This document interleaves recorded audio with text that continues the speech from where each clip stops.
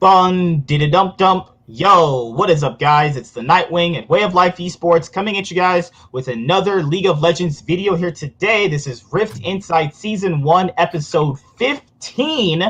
So we have just covered 3 days of the main group stage event for World 2020. NA is struggling pretty badly, as I would say. Most of my predictions are coming true in terms of how most of the teams are playing, so I've been pretty okay with that. I wanted to say earlier that I forgot to say in a other episode. It was like, I think the last one. Man, SOFM really surprised people. Everybody was talking about SOFM on Reddit after Suning lost to G2, because that Lee Sin kick he did where he kicked all three of them into each other, then ward hopped over to steal the fucking dragon. I was like, oh my god, this guy is showing up on the big stage. Because my biggest fear for SOFM when watching him in the LPL, I watched him since 2017 when he was on, what was this, Snake Gaming? Yeah. Snake. Yeah, so my biggest fear was him always choking. Like, I literally thought he would go to Worlds and choke, because there's a lot of players that go to Worlds for the first time and just choke. The pressure and the nerves is just too much, you know. We've seen that with a lot of players. Like, we just saw it recently with Mad Lions. Like, they all choked. You know, last year, Niski said the pressure of playing on stage in front of all those people just, like, crippled him. He just couldn't do it. So, you know, like, really hyped up players like SOFM. I'm really happy he started showing up on the main stage. And today, man, against Team Liquid, he put on a show. Like, we were memeing about him tearing apart Broxa, and he actually did. That was hilarious. He actually tore him apart. Broxa has lost to every single jungler so far that he's faced. No, that was just like jungler. I'm just saying, he's lost to every single jungler, because Broxa might be the single worst main region jungler in the entire tournament. No. Spick is definitely not that Spick has been playing substantially better than him. He has. But that's crazy. Like, Spica has been playing, like, amazing, but he's been playing better than Broxa. Mm-hmm. All right, let me do a few advertisements really quickly, and then we will get into talking. But, yeah, which game surprised you the most when you first got these first 3 days of group stage? I've really enjoyed... My favorite game so far is still G2 versus Suning. I really enjoyed that game. That was really good. SOFM popped off so hard. And he made a lot of mistakes. Because, like, Yankos was the only bad part about G2 so far. I think that Perks and Mickey X, Wonder, and Castle have all been playing great. It's only just Yankos. Like, it's weird. He plays bad in the group stages. I don't know. He's been having not so good performances. It's been making me kind of like, man, I don't know. Like, if they lose, like, a best of 5 moving forward, if G2 move on, like, he's going to be a liability, and he's not supposed to be a liability. He's supposed to be one of their best players so far.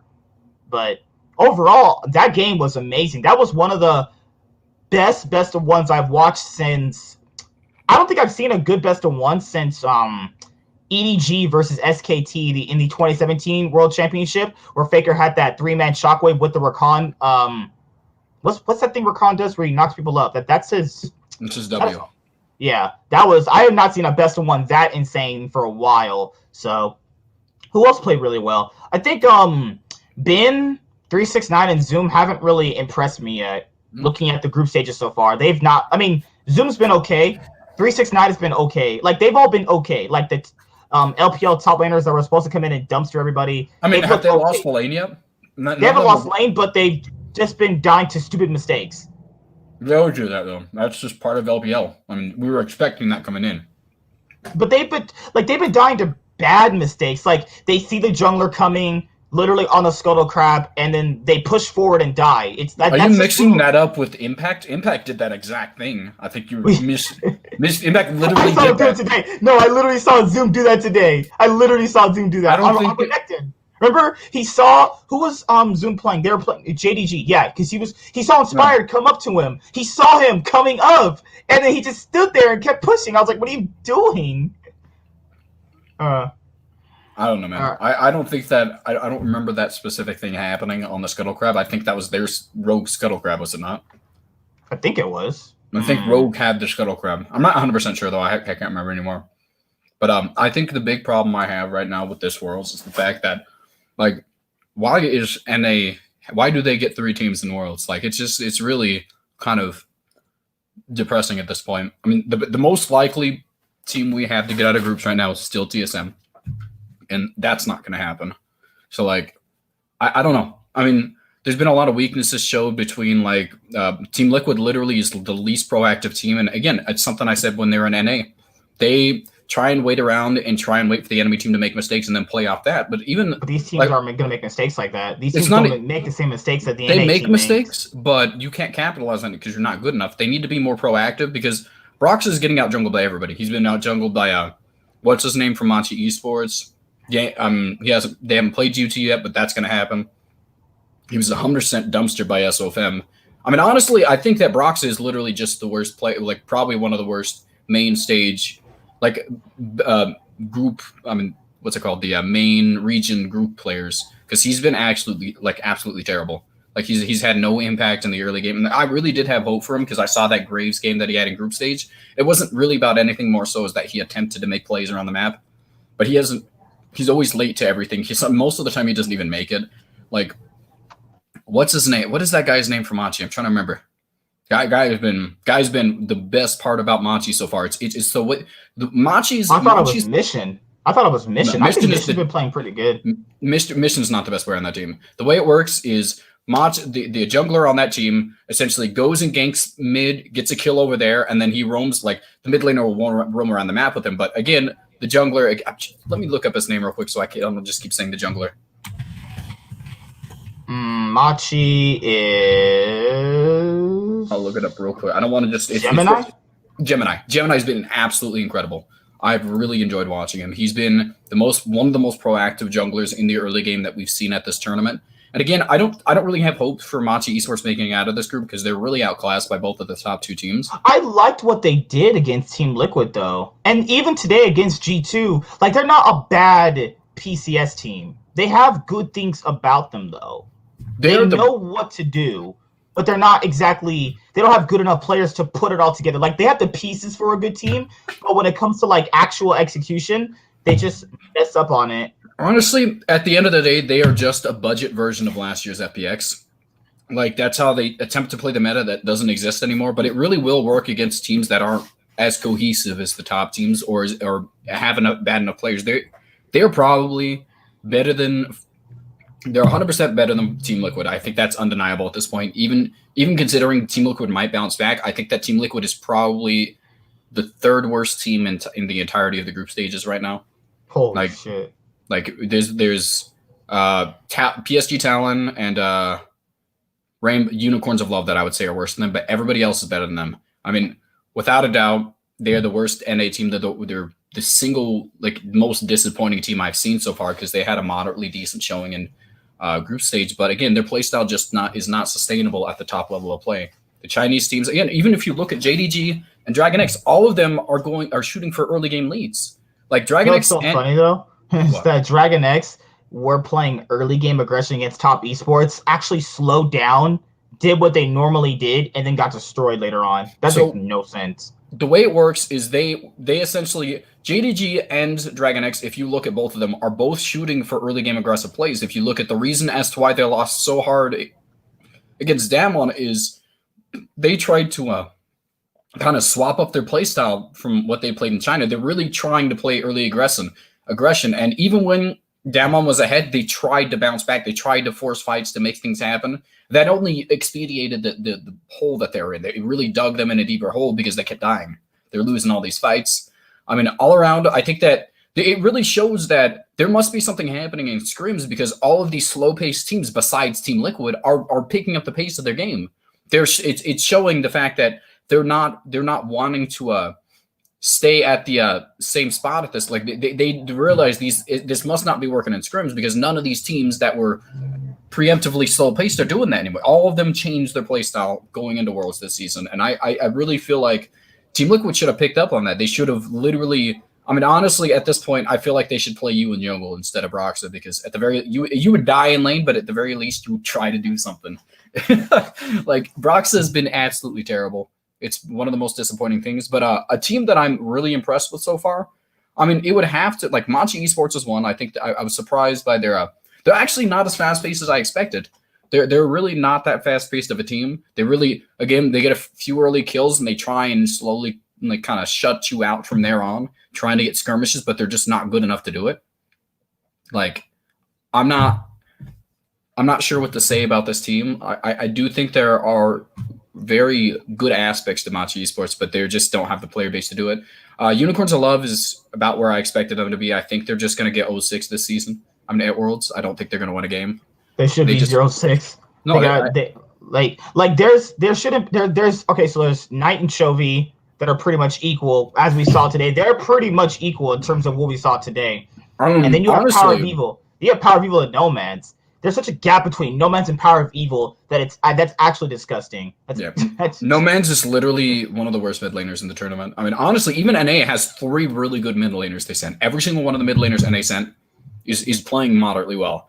I mean, Jensen has had a few I didn't really like his Orianna play in the first game that he played, but I mean for the Syndra, I think it was pretty decent.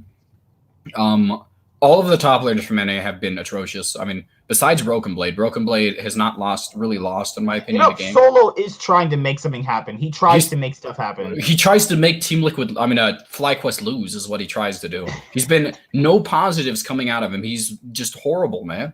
People had the nerve to tell me he was actually pretty good. Like, get the fuck out of my face. In NA, he was good because there's no good top laners in NA. Yeah, that's really the fact of it. He's good by default. I don't know why people even said people had the nerve to make arguments he was good. I was like, just stop. He's not good. Like, he's actually bad. If you want NA sent one good top laner. NA sent a singular good top laner. Everybody else they sent from top lane has been terrible. Impact's been making terrible mistakes. He tried to 1v1 Ornn when there's obviously no one's seen around the map. They have 2 TPs on the team and a TF ult, I believe, at that time. Like, there's no way you win that. I mean, Impact has been terrible. Solo's been even worse. But I will say Broken Blade has surprisingly impressed me. I do think, as much as people don't want to not, like, if you look at the 1v2 they lost at the beginning, it's because Spica forced him to go into a fight when he was out of mana and low on HP. There's no way he could win that because the W was still up on Volibear. It was just a dumb mistake on Spica's part to try and force that. But Broken Blade, if you saw the gank against him, he actually killed what's his name. He would have got out if not for the mid laner rolling up. What's his name? The Caps. I can't believe I forgot his name. Caps eventually roamed up and was able to finish him off. But I mean, I think Broken Blade's been playing pretty well. I do have hopes from NA still. It's just purely based off of TSM though. Not Blippo, sorry, not Blippo. Nemesis roamed up. I don't know why I said Blippo or whatever his name is. Like, all around, I do think there are hopes for NA, just only in TSM. Everybody else is not going to have a chance because there's 2 to 3 players on TSM that I think have been playing moderately okay. I think Deadlift still can slightly upgrade the play at which he's playing at.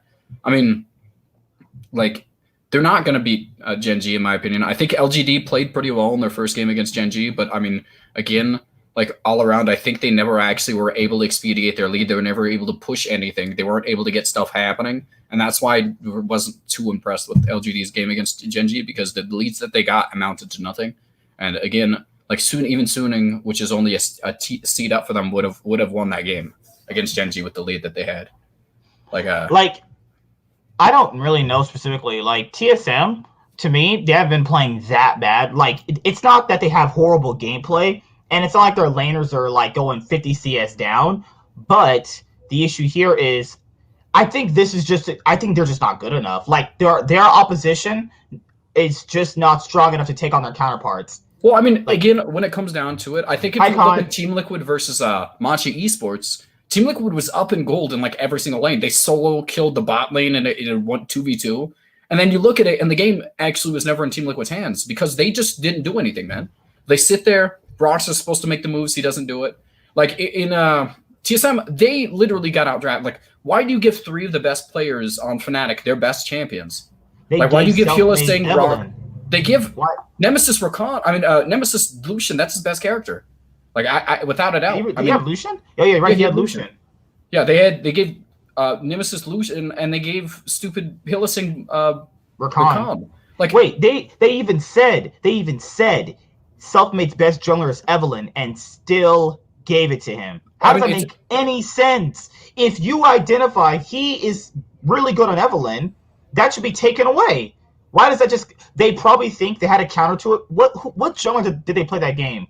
What jungler did they play that game? TSM versus Fnatic? They played, their first game.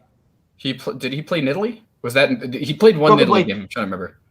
Let He me got see the right three of now. the best. TSM played with Senna, which is, I mean, that is one of the better Why are ADCs, I TSM guess. playing Senna like an ADC? They're playing it like an ADC. That's the What? thing, though. I Like don't know what the you mean. other teams that are playing Senna are using it more as of like a utility pick. You find the snare, you use the ultimate to finish off a dive if you don't have enough damage for it.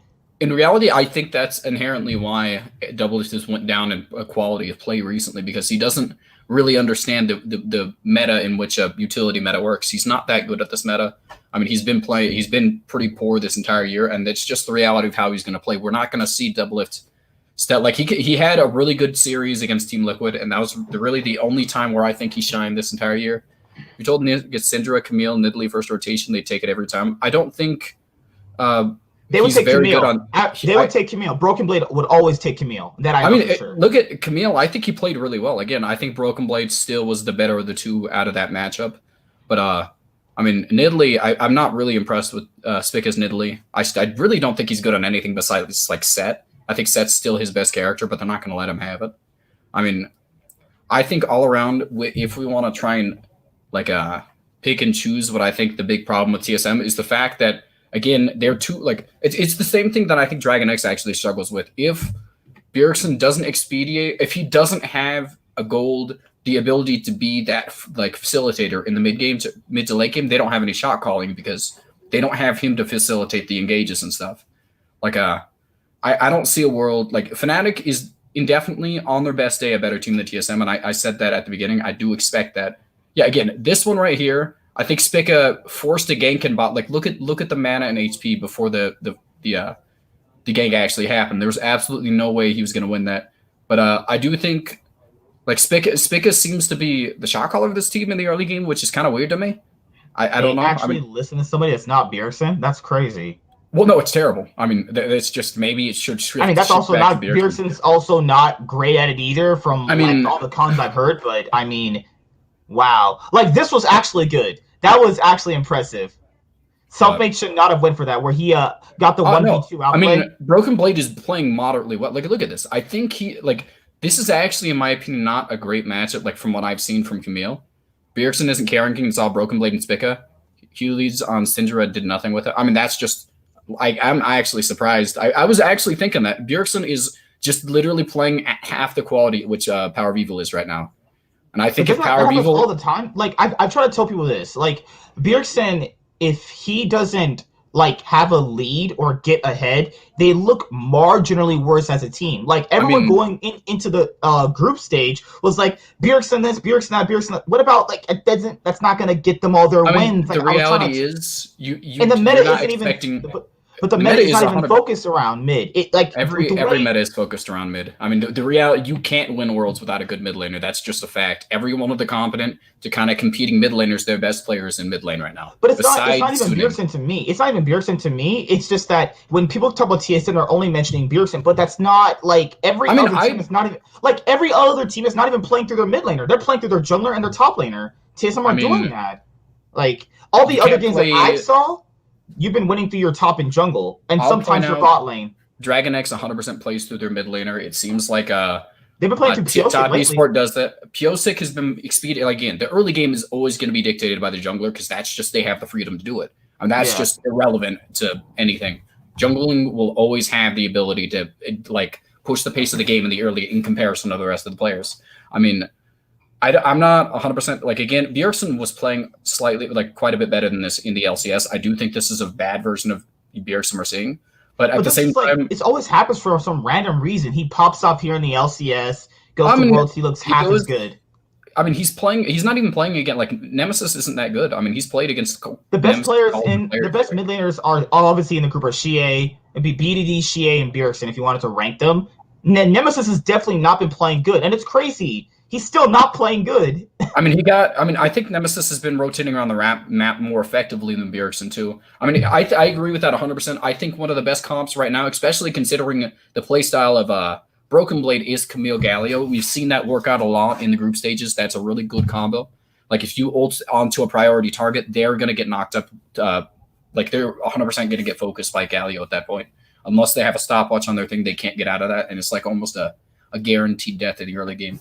Like, what's up, Jared? Oh, thank you.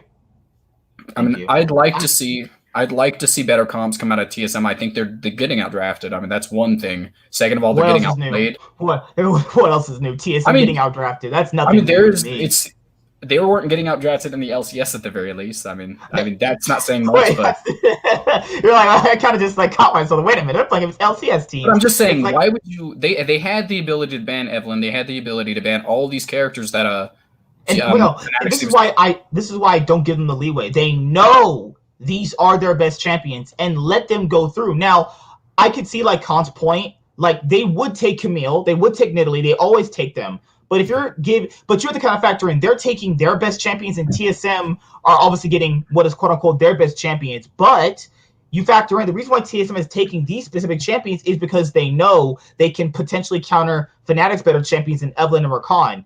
But that only happens. That only happens if you're better than Fnatic at doing it. That's the only reason why it would work. Or it wouldn't work at any other. Who did TSM ban that game? I don't even remember. In the Fnatic game? Yeah, in the Fnatic game, do you remember? Let me go back and see right now. I'm just saying, like, all around, I'm really disappointed. I feel like Orin again is not as good a champion as I'm not. They're playing exactly how I expected.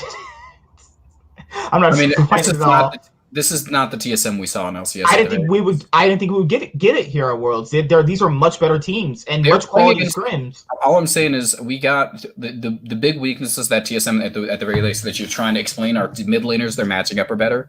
And that's not a problem that I see that Fnatic has. I mean, that's not the big problem that TSM ran into. The TSM ran into not only, like, did they not even, like, again, that's just the fact of how TSM works. TSM's bans that game? Oh, I got you right here. Okay, so TSM on their side banned Thresh, Shen, Gangplank, Twitch, and Orin. Fnatic banned Lulu, Leona, Renekton, Caitlyn, and TF. What was the first ban? I mean, the first rotation? The first rotation? Okay. Which one of the three together? Who were the first three? Shen, Thresh, and Gangplank. By TSM? Mm-hmm. Shen, Thresh, and Gangplank. Like, I think I have a big problem. Like, just the reality of how what's it called? I was thinking about it right now. The reality is that TSM's weakness has always been transitions from mid to late game, and they've always had bad shot calling. Fnatic was just running them around the map, and they're not, like, again, they have decent enough macro, but that's not their forte. They completely got out macroed in the mid game. Fnatic picked them apart completely, and I feel like, honestly, they might be able to get those early game leads, but can they close out on a better team intelligence wise than them? I don't know if that's the case.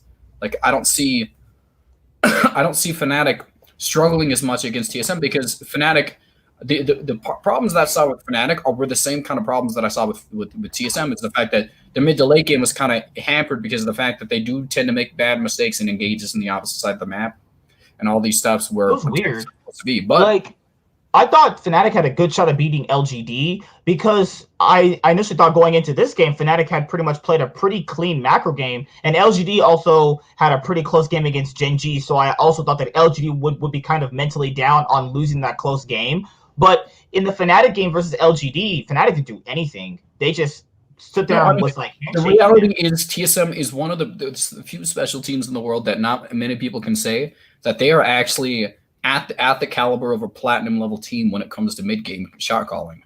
Like, they literally don't shed in the early game. They don't even contest dragons. They try to transition early game pressure from dragons into topside. Instead of contesting dragons, they try to get leads topside.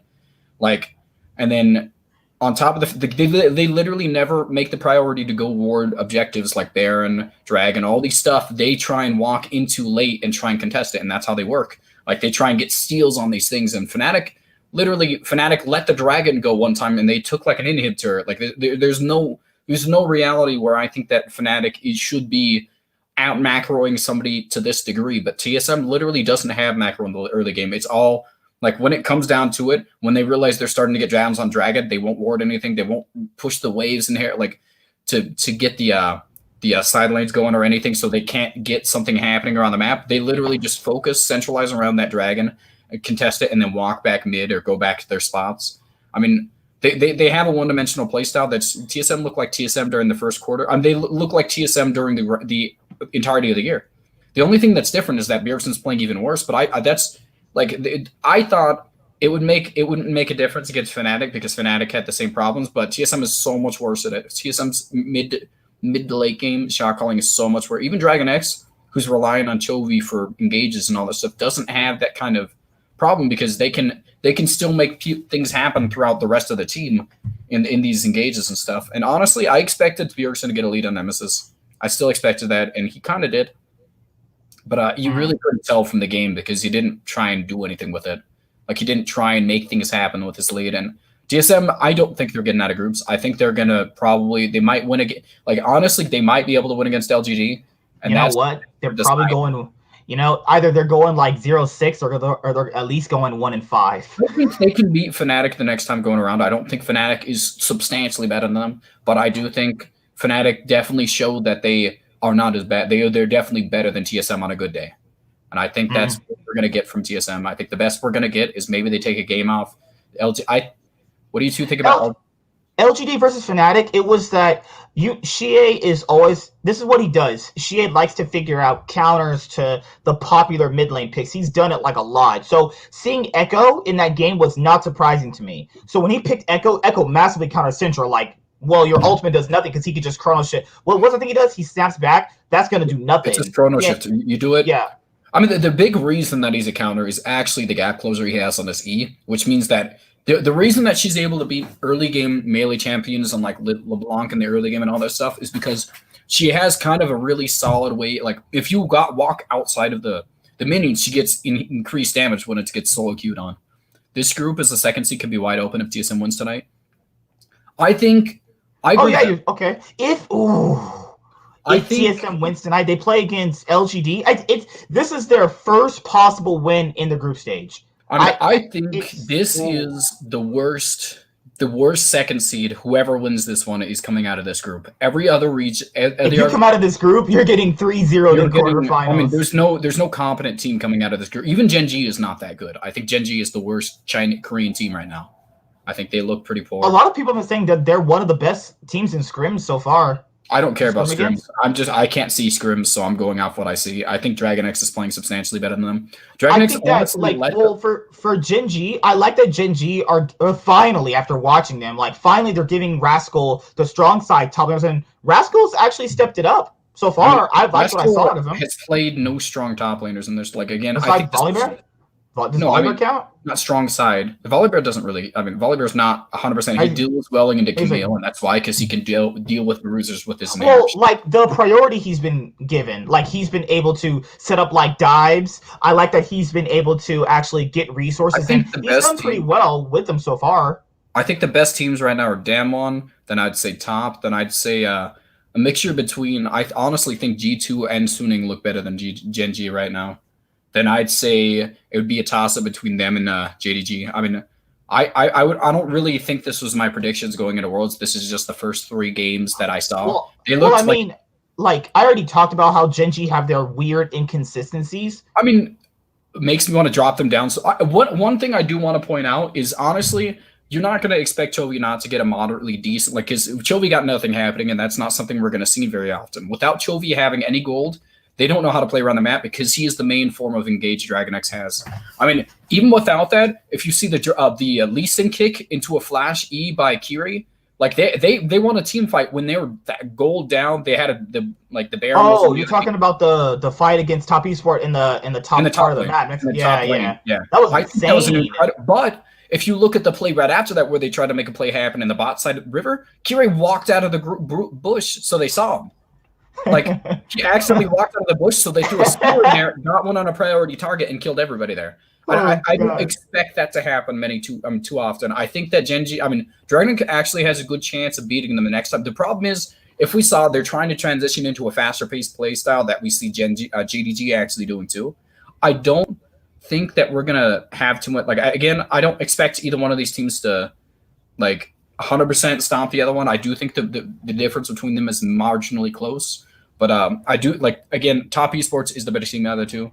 I mean, they're usually going to get a lead against Dragon X, and Dragon X just isn't good at the specific playstyle that they're trying to switch into.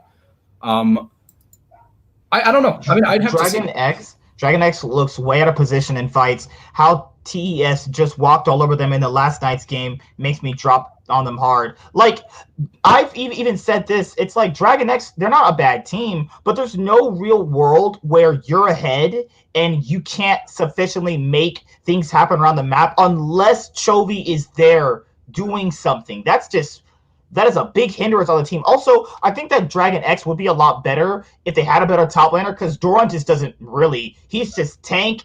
That's all it is for Dragon X so far. I'm really even more impressed with Suning recently. I think that Angel has been playing. With Angel playing as poorly as he has been recently, I've been impressed by how well they've been able to generate leads because he's usually one of the most important integral parts to this team, and he hasn't been doing that recently, which is kind of crazy to me. I do think that Gen G is gonna. I do think Suning actually might be able to pull out the Group A at this point. After that first game, where I think that everybody, what's it called? We're not going to see Sword Out consistently get caught out like that, to where he can't engage on them. A lot of the engages that Suning was going to make, he got chunked out before the things happened, so they could never actually progress, proactively make plays around the map. We saw what's his name? Angel do nothing. Angel was actually not doing much at all. He actually. Again, the most part was substantially less impactful than Caps was. He got a good match. I mean, a good pick too. I mean, it's not like that was. It's still one of his better picks. I was surprised about that. That's crazy that G2 was about to end the game, and then Suning actually defend. Suning is just a good team, man. I mean, you can't. What I think you need to do is ban Renekton against all of the top Chinese teams because it's just a fact. Renekton seems to be the priority pick. But give it to Sony. Give it to Solo. One thing that is inherently true about every single one of the top, all of the Chinese teams is that Nautilus and Renekton seem to be picks that they will always go for. I don't know what it is specifically about those picks, but they have picked them in a very large majority of the playoff games that I've seen. It's been one of the if we look at last year's JDG versus Top, I think it was picked in a lot of the games before it started getting banned. I think that. I mean, I wouldn't say you have to ban these two characters. It's not 100% necessary, but it does weaken from what I would see. That was so good. That was Mickey X was playing out of his mind. That was crazy. His Bard game. This was great. This was a great game actually. This is a game I will remember for a long time. That was Sword Art was playing uncharacteristically really bad this game. This was horrible by him. And then Suning were trying to pile onto them without Angel. I was like, that's not going to work. Without your Syndra, it's not going to work. I mean, I think it was actually true. They actually did they lose the fight? Was Elder still on them in that last team fight? Was it still? I thought I was down. I'm not sure though. Let me see. I mean, the one thing I'm impressed with is Suning inherently was the better player. All of their players seemed to be the better of the matchup. Of their counterparts besides maybe mid lane, Huang out. This is way too far ahead. You could just see Sword Art's positioning. He's way that is bad, man. It wasn't specific. Sword Art usually does this. That's not what I'm talking. It's specifically in the early game. I love that. That was insane. I don't know what you're talking about. The one where he did this. I'm not looking at. What am I looking at? Or he did it was right here. It's not like it's the only I think he's an incredibly good Lee Sin, but again, let me see. Which one are you talking? You're talking about this one? Yeah. Oh yeah, this is the 4-man Lee Sin kick, right? Mm-hmm. That was crazy. I mean, he's just a good Lee Sin. I mean, I'm not super surprised. He's been doing this all year. He's an incredibly good player. I mean, he's probably one of the best junglers at this tournament, if not in competition for the best one. He's incredibly good. The only jungler that I think right now can match him is Canyon and Kanavi, but Kanavi's not playing that well. Kanavi, if we look at literally the fact that he was playing off of Lilia and getting complete, he's picking one of the better junglers and getting completely dumpstered. Even though I don't think it's a really good inherently early game champion. The fact that they defended in their base, like that against a Baron. He's saying they had Elder too. Do they have Elder too? Yeah, he's right. They did have Elder too. They had Elder too. They had Elder too. Mm-hmm. I mean, honestly, the fact is they are without a doubt just better players all around, and that's what I am impressed about it. But G2 plays better as a team. Again, a lot of the weaknesses that I see on Suning are not going to be something that are going to be relevant in the later half. Like, I don't think that we're going to see Sword Art get caught out a lot in the early stages of the game like he did in that one, to where he can't make any plays around the map. I don't think we're going to see Angel be irrelevant for the most part. I don't think we're going to see SOFM make a lot. Like, if you look at probably the last fight they had right before they TP into the base and stuff, you see SOFM go in for an assassination. I can't remember who he got. He got a Q on somebody, tried to get in there, and Q ulted him, but the ult didn't actually finish him off, so he just went in there and died and got no kill for it. We're not going to see that very often, I feel like. I think the only bad player for G2 so far has been Yankos. I think G2 has been playing good. The only bad one? I mean, I wouldn't say the only bad one. I mean, I think that a lot of either the best players are Caps, Wonder, and Mickey X, and then you have like Perks or Yankos is like who you choose for like Wonder made an incredibly good play in the Dragon fight that he was able to get. Like, again, Hong Kong should not have watch. I think did you see him? He went back on the queue right here, right? Yeah. Mm-hmm. Yeah. What he says, I don't think we've ever seen the team lose a fight that badly with those two buffs, maybe even lose a fight, period. Yeah, I did not think SuNi was coming back from a Baron Elder buff team. That's just what happened. Like, again, I'm surprised by it too. I think G2 is good enough to do with those two specific buffs able to beat most every team. But it also depends on your comp. It depends on your comp too. Like, they had a good comp to stave off G2's composition. No, they just got a really good E into the entirety of the team, and Renekton was able to assassinate backline players. Like, it was just purely. I don't think Perks has been great. Perks is not a great ADC on, like, in most situations, in my opinion. I don't think, like, again, when it comes down to like the actual world caliber players in like traditional ADCs, like anybody that's not Lucian, Ezreal, I do think, and Xayah. I do think he struggles on ability-based ADCs. Seem to be his best thing. He doesn't seem to dish out the damage the rest of them are able to do. Huang Fong is just a better player than him. Like, I don't know if G2 is going to be able to, like, if they're going to be able to beat them a second time, because a lot of the variables that we saw that they were able to do, like that came into a situation with Suning. I don't think I see it happening again. But again, do we see a situation where we sort out barely escapes the engages on him, because there seems to be a large situation where they're behind the pace of the tempo that G2 was setting. G2 was ahead of the pace. G2 was getting picks more often because they were the first one to be there. So that's something crazy though. Like, G2 was accelerating the pace of the game faster than Suning was, and Suning have the one of the better pacing players in SFM and Sword Art. SFM will prioritize the Dragon over his entire team. I want to point that out. You know what? He will never. That is the most consistent thing. You know what? You could literally lose a whole team fight. SFM will be at a Dragon taking it. I love SFM. SFM is one of the best mechanical players. He's intelligent. He has a lot of map awareness. But when I do think he struggles. Like against teams. I'm just saying, a team. I've loved SFM forever, man. He's incredible. But one thing I do with Flandre, and you had to tell me that Flandre was good. Flandre was like one of the best top laners. He's good on like two champions. Who's good on Vladimir and Kennen. I will literally fight you if you keep saying that. He was actually guys. He's threatening me. He's threatening me live. Cancel him. Cancel the white man. No, I'm just Flandre was incredible in his prime, and it's not even just his prime. He's still a solid top laner. He's just, again, how much hope is there when you're on a bad team? I really wish Flandre was on a better team, because you would see a lot better stuff out of him. But what other games surprised me? Okay, so let's go to the groups. Actually, let's go to the main event groups. Let me pull up the groups here. All right, so let's start with, this is the most uninteresting group I've ever watched at World. So I'll start with this one, Group B, Damwon's group. This group is either you shit on somebody or you get shit on. That's this whole group. That's this whole group. It's either you lose so badly you can't come back, or you just FF at 15. The only close game, like even like Rogue against Damwon, they had moments in the game where they could take the priority and win team fights or skirmishes, and they don't. They respected Damwon so much they let Damwon do whatever they want to them. At that point, Damwon's going 6-0. I just, if Damwon lose a game, that's just choking to me, because this group sucks. This group is you're the one who gets. I mean, I think Rogue actually, if you look at it, a lot of the engages Damwon actually tried to make, Rogue was able to stave off in a lot of their engages. But the big problem that I saw with Rogue's playstyle is JDG, if you look at their game, the reason they lost so hard against Damwon is because of the fact that after they got a gold deficit, they still tried to make plays happen, trying to bring the game back because they knew if Damwon was up gold, they wouldn't be able to come back.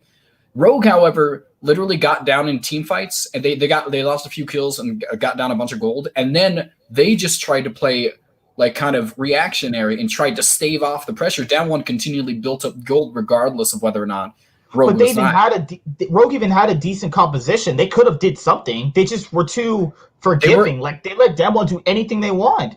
I think that's the reality of. I mean, I wouldn't say their like it wasn't about their composition. It's about no matter what composition they had, they were going to get behind in the early game because of the fact that Damwon just outpressured them in the early game, even though they had the players to do it. I mean, I think one problem I had with JDG again tried to make things happen. Like you saw them invade in the early game and then get killed. They tried to make a bot lane TP and then they lost the fight. But then Jace ended up going back in and killing himself, which was idiotic. I mean, there's a lot of situations where JDG 100% plays uncharacteristically playing a playstyle they're not used to. I mean, they're not supposed to be a fast-paced team, but they're trying to inherently do it, and that must come down to scrims. I think scrim results are showing that the slower-paced teams are struggling against pretty much all the rest of the teams.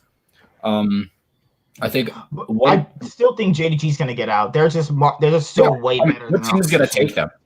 Rogue is obviously. We looked at the Rogue game, and that wasn't close either. I mean, they like Rogue is not going to stop them. I mean, what's the last team in there? Is PSG Talon, right? PSG Talon is not going to stop them. Yeah. There is just no world that I see that that JDG and Damwon aren't the ones to get out. If that doesn't happen, I would be so surprised. They're up by 1 game right now. They have to win 2 more games to make it out 100%, I believe. Well, Damwon will easily take out PSG again. Damwon will easily take out Rogue. So if they want to go 6-0, the only game they want to be the only game you want to be concerned about if you're Damwon and going perfect in the group is that you're worried about your JDG game. They didn't really struggle against JDG anyway. I mean, it wasn't just composition. People got factor in like Kanavi just got outplayed. They all just got outplayed. I told people Yagao is someone you can beat. He's not like untouchable. It just depends on – he's a champion-dependent player. His impact on the game depends on his champion and how much he'll actually impact the game. Now, against someone like Showmaker, well, good luck there because you're not impacting the game at all against Showmaker. PSG doesn't look like they have any good qualities. I'm really disappointed in them. Well, they have their real players now. They have their real players. I wish they didn't. I'm going to their coach players actually looked competent. PSG should be like, hey – can the subs be our next starting roster? I mean, you already know there's going to be some reaching out to them from all of the regions at this point because they really proved themselves. There's going to be a lot of money coming their way. They earned it. Rogue again. Finn is in a very hard group for him. I mean, even what's it called? Zoom and Naguri are just completely too much for him to handle. At this point. Finn was losing to the PSG Talent top laner. If you're loose, there's no hope for him. No, it's just I honestly feel at this point in time, I wish it was Rogue, Mad Lions, and Team Liquid, and FlyQuest in a whole series so I could see Solo, Orome, all of them play against each other. Finn and Impact. How does Finn lose to Hanabi? Holy shit. I'm just all around. It's really disappointing what we're seeing out of them. The bottom 2 teams are just not good enough to compete with the top 2 teams. In any group, I think they would struggle. PSG might be the worst team at the tournament. It's between them and Team Liquid? No, Unicorns. All around, I think that. But PSG actually just doesn't have any good players. At the very least, Unicorns when they get a league, if they ever did, in a world where they get a lead, they will push a lead. They look decently competitive in the. Well, we'll talk about Group B then. Yeah. So, top esports group. I mean, Dragon X, if we saw them, did actually seem like they could pull the game back and then threw it away themselves. I mean, top esports is not as decisive as Damwon, so I think there's a chance that we see Dragon X able to take out the next game. I even said this. You can beat Knight. It's going to take a lot of proactive decision making. Remember how he got caught out on the Nocturne? I mean, Knight killed himself 3 times. Knight is just you either have to he makes a mistake or you force his mistakes. He's been making mistakes the entire time. I think that was an uncharacteristic game from him. We saw him ult in on the bot side when there was 4 different like abilities to get around the map. He didn't know where the jungler was, and jungling, obviously, since you don't have a vision on him, you can probably assume he's in the bot side. And then they have the other global thing that they had was a TF that game. I think I can't remember exactly, but they had the ability. The Dragon X game. Let me check right now. Top right now. I think Dragon X Group B is already known. It's Dan1, JDG going on, Rogan Pierce are going home. Yeah, that's a group I don't even watch anymore. I already know what's going to happen. Every group besides Group C is obvious who's the two getting out. I think it's really disappointing that the bottom two teams of each group, which is apparently all of the NA teams, is not able to. People predicted that. Why are people mad about something you predicted though? Like I've never understood the mentality. If you already predicted them to do bad, why is it surprising they'd be doing bad? This level of yes, they did. By the way people talked about it, yes, they did. You're saying these people, and I didn't see that everywhere. Reddit, Twitter, let's say Reddit, Twitter, caster analysis. They all predicted, most of the sensible ones predicted NA would get beaten. No one expected them to lose this. I promise you, this is above a level. Like no one. Like the thing about it is, you can expect them to not make it out of groups and still be disappointed in them. And I think that's the reality of how I feel right now. Dragon, like I didn't expect Team Liquid to make it out of groups, but they're not even putting up a competition against Machi Esports. Like, that's not something I expected them to get third place. You're underestimating what Machi Esports did that game. They did some cool stuff. Remember how Mission would consistently take Brox's Raptor camps, where he would just be down in XP in general? Mission was like the second best player. Like, Gemini completely took over that game, but the game had 8 kills in 40 minutes. It's not like the game expedited past a place to where Team Liquid's comfortable with. Like, they were up to all of them had 3 to 4 items. Like, there's absolutely no excuse as to why Team Liquid in their comfort zone couldn't pull this game back. They got outshot called. They got outplayed by a team. They didn't really get outdrafted. They didn't get outdrafted, in my personal opinion. I think that team. Well, because that's what people brought up. But no, TL were on their comfort picks. Oriana, Jensen, Kaylin Tactical. Come on, like those are comfort picks for them. I mean, look at the reason that I think Machi, if you look at again, Gemini completely, in my opinion, out jungled Jankos again. Jankos is the second worst jungler in this group right now. I mean, and that's just because Brox exists. That he's not Jankos is. Jankos is good. Brox is actually terrible. Yeah, anybody can be good in team fights if you get the specific picks they're getting. I mean, I think Jankos has been undeniably disappointing at this Worlds. I mean, yeah, Gemini has been incredible. I've really been impressed with this level of play. The playstyle that they have is kind of, again, similar to a FPX kind of playstyle they had last year, as we see a gank in the mid lane, and then they try and rotate the jungler and mid lane into opposite side lanes. And then Gemini is always proactive around the map. He's always trying to look for engages to get the rest of his lanes ahead. And you see Mission always roaming around the map with Gemini, like once they get that lead. Like, I'm impressed with Machi. I think they have a really solid foundation at which you can work with. I just think when it comes down to beating the top teams, they're not going to be. They can take a game off them. They're not going to make it out of the groups. But I think they're the best, not top 2 team we see. Like, I think they could honestly make it out of Group C themselves. I think you remember this squad. This was the ex-G-Rex squad. So some of them were. Like, cool. G-Rex, the team that was in 100 Thieves group in 2018 Worlds group stage. I mean, I agree with that to some extent. But, I mean, the reason that they weren't able to stay inside of the group, like, honestly, even with an engage comp, I think they moderately drafted to have some sort of relevancy in the early game and tried to have the ability to use like Mordekaiser in the mid game to be able to get the priority target, but he wasn't able to do anything. He overextended inside of the onto Ornn, ulting Ornn, and then walking. By the time he came out of the Ornn ult, which I mean the Mordekaiser ult on Ornn, the rest of the team was around him. Like, everybody was on top of him by the time he had almost killed Ornn. Like, with the TL versus Machi game, you guys are talking about that a lot. Let me go to this game and see what the draft is. I know the draft. I just need to see, because like people are marginally underestimating. Mission literally sat in bushes, knew where Jensen was going to go, ulted him literally just to get him away from the lane. Are you trying to tell me Gemini is not the best player on this team? Because I won't agree with that. I thought Gemini played great. Gemini has been. Mission and Gemini are the best players on this team. I think that without a doubt, these are the top 2. This is the duo, the team that we're expecting, like, to take over the games at this point. I don't know how it was in Vietnam or whatever it is, the PCS. I didn't watch that region, I'm gonna be honest. But I've been really surprised by the level of play at which both of the teams were able to put out, and I really understand why they got their own main region group now. They really do deserve it. But I don't know. like I'm not sure what to expect from a For Machi, I don't really know what to expect because like Machi were even competitive with G2 today from what I saw. They were actually pretty much in there for a little bit.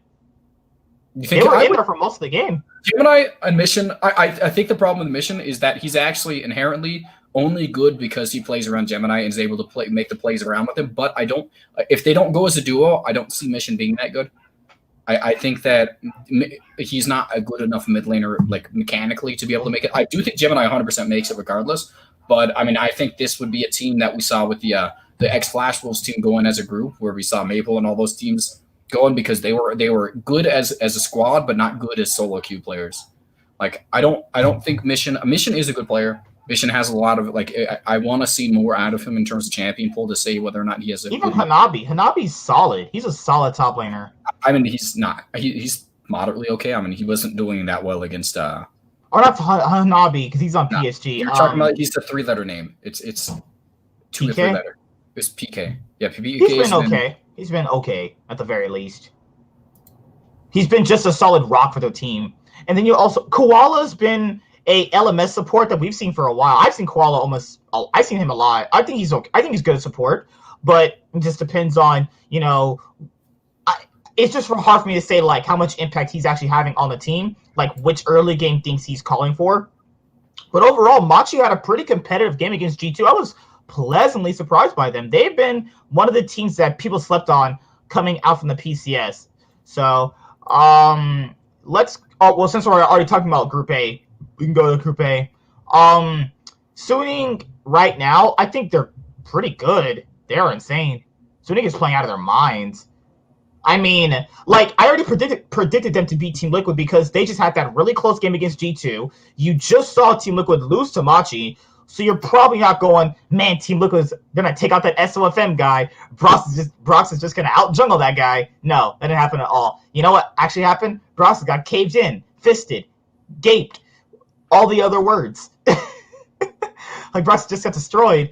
Like that was such a joke. I've never seen such a stomp in my life in the jungle. That was crazy. I mean, all around, I don't even think Brox is getting stomped because he's not in a competition with them. Like he's not making it seem as though they're competing against each other in the jungler to make pressure happen. He just doesn't exist, and that's something I've always had a problem with Brox. But it's again, this playstyle doesn't translate onto the world stage where it seems like jungling and mid laner are the most important aspects of a team.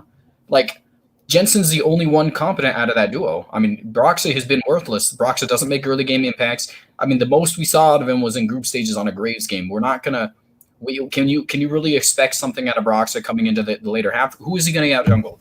If he can't out jungle, what's it called? If he can't out jungle, no, not Gemini, Jankos. I don't see him doing anything because Gemini seems to be better than Jankos right now. I wouldn't put him in that category. Like, all around, I think that Team Liquid is probably going to lose every single game. They might be able to beat the next Machi Esports thing because in Machi Esports, again, only fast-paced in the early game. They really don't transition into closing out a substantial lead very cohesively. They just seem to be able to generate that lead.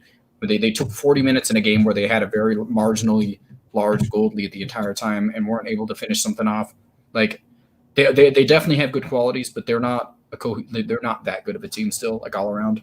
I think they might be able to compete. Like they would take games. No, you know what? I don't think they'd make it out of any group, to be honest. If they took the place of one team, I feel like they would get eliminated in every group. But again, if they were in Group C, they might be able to beat TSM. But they might. I mean, that's not really saying much. But again, I think that Machi Esports has the capabilities to surprise a good team and be able to beat them one time. I don't think they could do it multiple times.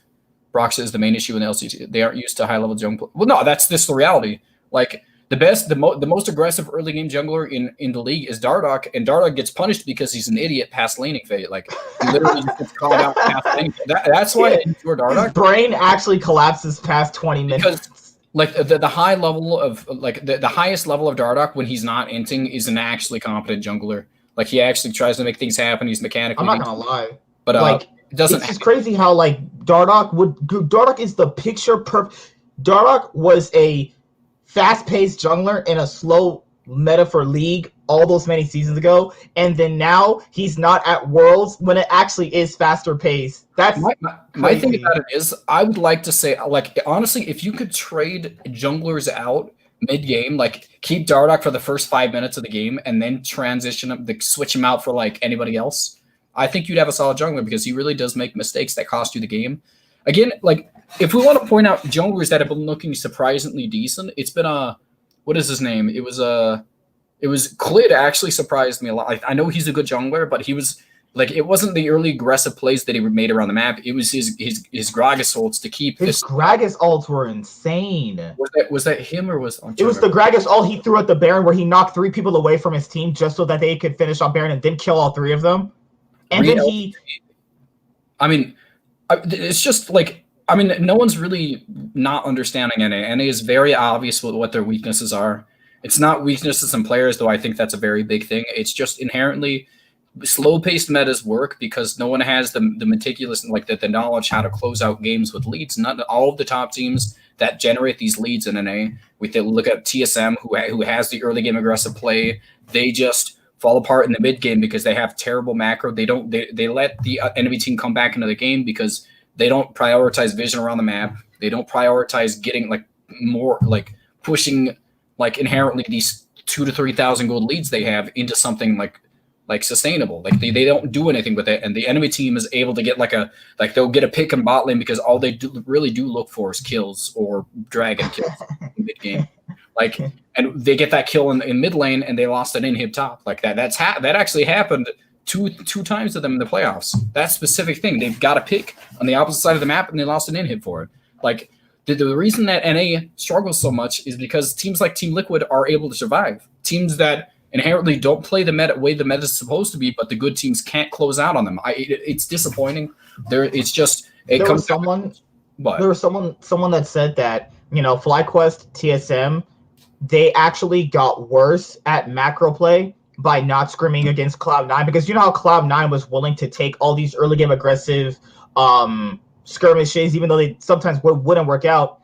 They said, well, there are people on Twitter and Reddit, they're talking about teams got worse by not scrimming C9 because C9, their playstyle would have accustomed these teams to how teams at Worlds could have potentially played. Though it might not have been the best, it would have given them a way to see like how teams can blow you out with like a 2,000 gold lead.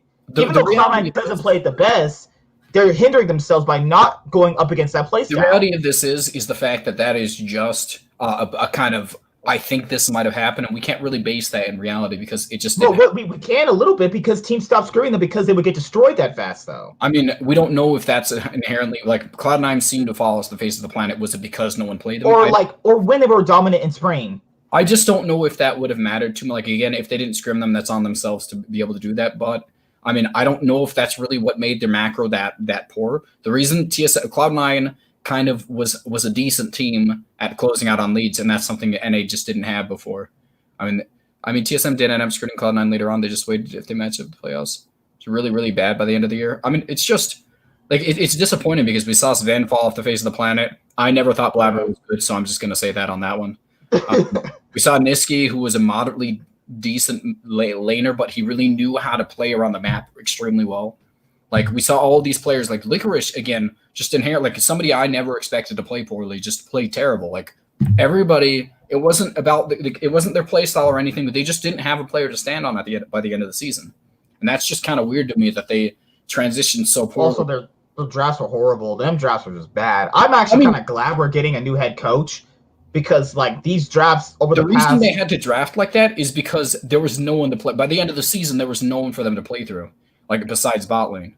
Like they had consistently tried to funnel a Yumi Ezreal comp into the meta because they're like, if we don't play through bot lane, we lose because we can't win around the rest of the map. Licorice was losing lanes. Mm-hmm. Niski was always like Niski never dominated lanes for the most part, but he really did know how to like work skirmishes around with Labber. Like Cloud9 was a disappointment to NA. I think that's the reality of how it is. If I really want to say anything, I don't think head coaching was the problem here. There's some sort of mental issue that was going on inside that team because they all played apparently worse than they did before. They said it wasn't a player issue. It was something on their coaching staff. But, we'll never know. That's a tomato type thing. We'll never know. Who do you want to be the new coach? unless you can import somebody from the East who's good. There's never been a I good coach mean, today. Like, I'd make a bid for Young Buck, honestly. Honestly, if I had to pick somebody, it would be Saint Vicious and Cop. I think those are two incredibly good. Saint Vicious, Cobb, I'd say Young Buck. Young Buck did improve Fnatic at a certain point, and Young Buck also improved Excel. They almost made playoffs. He took a bottom feeder EU team and almost made them playoff worthy. That's something. I'm not really too impressed. Like, again, Excel had really good players that really didn't put it together. Like, Cadro was an incredibly good jungler from most of the year. During this season, it looked like I'm talking about them overall. Them overall as a team, they weren't that great. But then, like, when he came, they got a little bit better. I disagree. I think they had a lot of good pieces. The people that he had from the previous season played worse than they did this season. Like, Cadro was a lot worse this season. All these players that succeeded the season before were not as good this season, in my opinion. They tried to work better as a team, but he never picked to their strengths for the most part. Like, Excel was not Coach Kim. I would like the problem. Is the fact work. It couldn't. He's proven he has a track record of making teams better. Right now, if you look at how many successful Korean coaches we've had, the strategy at which Korean and Chinese coaches use to where they dictate how the game works doesn't work in NA because they're not given the freedom that NA coaches are given. Like, they're not going to be able to do the things that he's able to do in the other regions because they don't get this to garner the same respect. Like, NA has to work. Rapid Star, I still think St. Vicious and Cop are the best ideas. I think that if we looked at their track record, they've made a lot of terrible teams playoff caliber, and from the caliber of players they've worked with, I think they've had moderately decent drafts. They've brought them into a competitive team, but what does that really mean at the end of the day? Like, do we really? I mean, EEG's is it what's his name? Artemis? He doesn't seem like he's that bad. I mean, you're not going to get teams from China. Like, again, I want to know who's actually available. We can name off coaches, but they're like half of them are in contracts. We won't know to the off season, but most teams are in. Well, to be fair, this is what I know. It doesn't really matter about the off season. Most teams already start talking to new players and head coaches when this is going on right now. Deals are already being made right now. They just don't openly talk about it because you'll actually get in trouble. I know. So, they already have a new coach. Here's what I'm guessing right now. They already have a new coach. They just haven't announced him yet. I think they already have a new coach. I don't agree with that. I don't think they do. But I think there's no reason to make a decision this quickly. They're just talking to people right now. That'd be dumb to make a decision this early on in the offseason before seeing what the. They kept the entire Cloud9 roster. They kept the entire roster. If they got a coaching staff this early on without seeing anybody who was on the market, they're idiots. Like, that would just be the stupidest thing ever. And I don't think they're that stupid. I think Westrice is not that bad of a choice, actually. He's been there for a while. I mean, I actually thought about the TFT content creator. He literally jumped right in there. And he's a really good TFT player. I actually use a lot of his little. It's crazy though. Like, FlyQuest, people say FlyQuest became relevant because of other things. I think St. Vicious and Cop made FlyQuest relevant to start. I mean, he made them relevant with bad players, and they never actually stayed around as a whole team by the time they got good players. They never had a good team around them. I would like to see what they could have done with good players, but again, I agree with that. Westrice is a good quality coach that I'd like to see. I'm really disappointed. I agree that it's really disappointing. What if Cloud9 get Weldon? No. Weldon's not a good head coach. Oh, no. We know that now. I said this at the beginning. I was like, why are you getting a sports psychologist to take over a team? Even preemptively, he tried to make opinions on League, and it was all weird, broad statements. You have to narrow in on specific picks and all that stuff. He kind of said I remember back in season 5 when a bunch of teams would grab sports coaches. What does that got to do with League? You need a leader at the end of the day. I think that's a good quality. That's something you do need out of a manager and a coach. But they also have to be good. You can't just get them just because they're leaders. Yeah, that's true. But Wonder Z's, thank you. You said check out LS's tweet, which we will because the next topic is NA struggling pretty hard at Worlds 2020 so far. So let me grab up LS's tweet right now. All right, LS's casting is rather interesting, to say the least. When he moans, it makes me want to watch the games even more. Don't say All right, that. so you suck, actually. tweets and replies. No, not tweets and replies, just tweets. It should be one of his newer ones, honestly. Done with casting. Renekton playing in first. Here we go. Well, this is what Joe Marsh said. What's happening with LCS teams is why LCK teams worked with the league to push for a stronger academy league. What the heck? What was I saying? Okay. Sorry about that. What's happening with LCS teams is why LCK teams worked with the league to push for a stronger academy league in 2021 for our region. You need to invest in the up-and-coming talent, not just throw around stacks of cash for starting five and have no prospects in the pipeline. I mean, not wrong. The fact is that as much as we want to say it, there's just like even look at the population. Like NA is a less populated server than Vietnam right now, and that's just how we just aren't that populated. We can't compete with the top teams because we don't have the player base.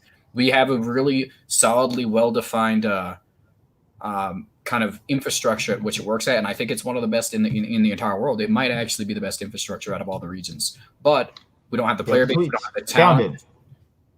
I found it. There we go. Found it. Ella says the salaries are too high relative to everything that comes from them. Orgs need proper people to execute, limit tests, and develop proper structure and practice, among other things. Import slots also need to be utilized properly. Dropping import slot on wildcard would probably help a ton too, because Fion from he's the ESPN esport guy. He put this out there. All 10 NA orgs need to sit down and reassess the LCS. 400K average salary, and this is the quality of the league at Worlds in front of millions. No positives, no silver linings. That's what he said. Let me move this over here for a little bit, and I just gotta go back. Oh my god, I just gotta go back to this button right there. There we go. The problem is that like is NA actually generating the money able to kind of give this? What I heard recently, but the LCS just became profitable to a certain extent, so yes. It's getting money, but so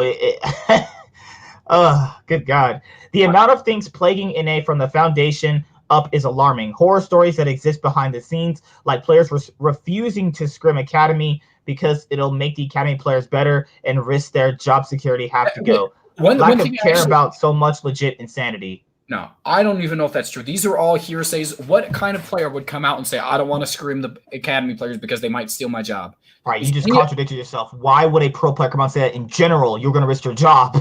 But I'm saying, why would they say that? These are all things they can talk to him. They can talk to him because he's not going to say who. That's idiotic. There's no way they're coming out and saying that. I don't believe that. How would we know that? How would we know that? Why would they tell me a reason? Tell me a reason. Why would anybody tell anybody their private business? Because you want to get things off your chest. It's not coming. He's not a psychologist. They wouldn't go to LS of all people. Nemesis did. Nemesis came to, and what did he say? Nemesis did. About what? Nemesis came to LS. I'm pretty. He has a lot of pro. How would I? I don't remember. All I know is that he has pro players coming to him, and they're obviously they're going to talk behind the scenes. They're going to tell the stories. No. My big thing about it is LS is the type of person who's going to announce these because he is an announcer at the end of the day. They go to him for the most part to kind of understand what they're doing wrong, and a lot of people go to LS for that because he really is good at identifying problems on teams. They do not go to him to say, "Hey, man, I'm just not even trying at all to scrim these academy players who might make me better because you know what? Inherently, they might take my job." I don't think that's true. I think what's happening is people in the organization are making inferences of their own, using that as a way to say, I don't want to scrim that. Like they're using their reason for not wanting to scrim them as a way of saying maybe they're going to steal my job. Again, I think that's probably what it is, but we can't use that as 100%. This is what it is because players tell people a lot of stuff. Just because we never hear about it doesn't mean they never said it, though. This is not a reason. That's not something that even based off the statement he just said, they're not actually telling him that. This is an inference based off what other people. This is a fourth person. This is like a third to fourth person perspective at this point. This is not even the person that they're talking about. This is a person viewing the person they're like the subject matter, telling somebody else about something. Like this is reality is we don't know for a fact. There's many different reasons, but 100% we don't know if that's actually true. Like I think the reality is there needs to be a forced play through the academy scene again.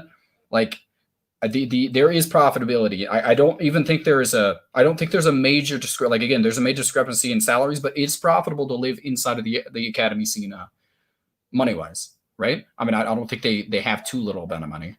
People value LS way too highly. I believe people are gonna complain. Probably academy players. I mean, LS is knowledgeable. That is without a doubt. He's one of the most knowledgeable players inside of the casting scene. I mean, there's not really too many people, but again, he's also stubborn and he won't admit when he's wrong, which is one big problem with him. Like, I think that his statements on Renekton were pretty like mediocre at the most, and saying that Morello for the most part should never be picked was also kind of weird to me. I mean, I think that Morello is definitely in terms of just base damage and all that stuff, what it's able to generate is not extremely high. But I mean, like I'm not 100% sure like if I would say he's too overvalued. I mean, I think that people like to go to big name people, and that's just how it's going to work. Regardless, like if he wasn't here, they would have went to they probably would have went to Monty. It's just popular names they want to go to because they like, I don't know. I have no idea what the actual reason is, but it seems to be generated around the popular people. No one's going to like Thorin though, because he's not knowledgeable. It's not just purely that.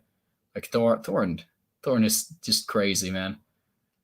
Like the worst part is when something he says actually happens, he's just so vindictive against the other people. He's like, you know what? I'm the smartest person on the planet.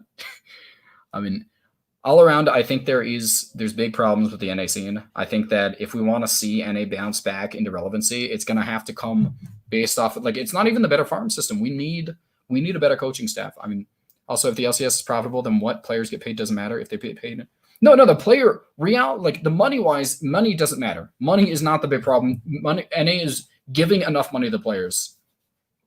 Like, people value Worlds. They get paid in reference to the LCS itself, and if orgs make money, that's all that matters. People value. No, I mean, if an NA team won Worlds, they would generate a lot of fan bases. Like, honestly, if like Golden Guardians came in, won Worlds, they would be one of the most popular teams in NA. They'd probably be the second to third most popular team in NA after that. And that generates a lot of hype. It all comes down to how popular your team is, and winning Worlds is definitely a big say on that. Winning the NA LCS does generate some hype, but it doesn't really get you that noticed. I mean, I think that the reason NA teams don't have to, like, a lot of them are struggling is because, I mean, if you look at a lot of the bottom teams, they are actually trying a lot of academy players. Like Linsanity and, well, it's Insanity now. And what's his name? The top laner, Alorum. We saw that. I think they were pretty solid. Like there's the bottom teams are starting to do it because the infrastructure doesn't force you out of the scene if you don't have good enough players. But I don't know. I think when it comes down to it is there's a lot of coaching staff issues. There's a lot of mental issues that aren't getting addressed inside of this thing. Because, again, a lot of the players eventually kind of revert into a form that they weren't seen in before because they just, like, they lose a lane or something and they don't have the mental fortitude to be able to bounce back from it. I mean, I think sports psychologists would definitely be the reason I like Weldon so much, get paid too much if NA orgs make a profit they can't pay into it, then they aren't getting played. It's just where the ecosystem. I agree. I mean, let me see. I am arguing the idea that NA players get paid too much if NA orgs make a profit and can pay an average of 400, then they aren't getting paid too much. That's where the ecosystem. Well, yeah. I mean, NA is just generating a lot of revenue. That's just a fact, I feel like. But I think that if we want to see, we need to see a world. Well, that's why I like Weldon. I think Weldon would be a great addition to a team, but they try and put him in positions that I don't think he's suited for. I think he would be a great sports psychologist because every single team, if we look at a lot of the issues that I think 2016 TSM would have had in the regular season, he was able to fix all of them. They looked like a really clean, concise team until they got to Worlds. Like, I think there is hope for NA. I don't think they're the least. Like, they do have potential, but I mean, they've never really addressed the main issues of NA, which is the coaching staff. The coaching staff, the fundamental way that it's all lined up. A lot of these coaches have been in this scene for a long time. Like, the successful ones like Cop and St. Vicious, who like kind of brought up the teams, didn't get to stay in the scene because they ended up, like, St. Vicious got in trouble for, what was it called again? I can't remember exactly what St. Vicious got caught like in trouble for, and Cop just kind of gave up after that. Like, I mean, all around, I don't know, man. We just like, the player base is a big problem. We're one of the lower, like, even lower than Vietnam. I still think that's the case. We're lower than Vietnam, or at the very least we were last year. Like, that's the reason we're not able to get the quality of players other regions can. And that's why we have to import more. And that's just inherently how the world works. Like, What do you think? Do you think NA has hope? That this would I fixed the ping issue. fix the ping. That's been a big thing on my mind because, like, you know how they play in China, and you see all these combos going in and in and out, and you know how you can see like certain Yasuo combos you just haven't seen when you're looking at like the Chinese solo queue when the players are like streaming it before Worlds. I personally think that if they fix the ping issue, because that's even what the pro players have complained. Like once the server moved from North America to Chicago, you saw like the NA solo queue just drop in quality. I remember like when we used to start playing the game, like things were so fast and smooth when the server was in LA. But once it moved to Chicago, it's like this shit's terrible. This shit's bad. You see how like fast SOFM is performing these Lee Sin combos? He couldn't do that here. He can't do that here. The East would literally have 700 ping still if they didn't move it to Detroit. That's just how. I know, but like the main hub is going to be the LCS, which is what you want to be profitable and successful at Worlds. That's the thing. Just the reality is the most populated part of the United States is the eastern coast, and they have the highest ping. I mean, if you want to actually generate the ability for NA players to get better, you have to make more than the larger, more than 50% of the play base able to play on consistent ping. I mean, look at FlyQuest. This is what this guy said. These are just comments from the general community. No one has the power to change anything in NA. Actually, give a fuck. Everyone's only ever looking out for themselves and their wallet. The concept of homegrown NA talent died after around 2014. So did competitive integrity in general, i.e. Riot will keep stimulating passive-aggressive instigators who have no competitive drive in NA solo queue in order to drain money out of them with predatory monetization methods instated shortly after they began protecting their cash cows with Riot's LYTE system. I think this guy's just crazy. I think this guy's just nuts.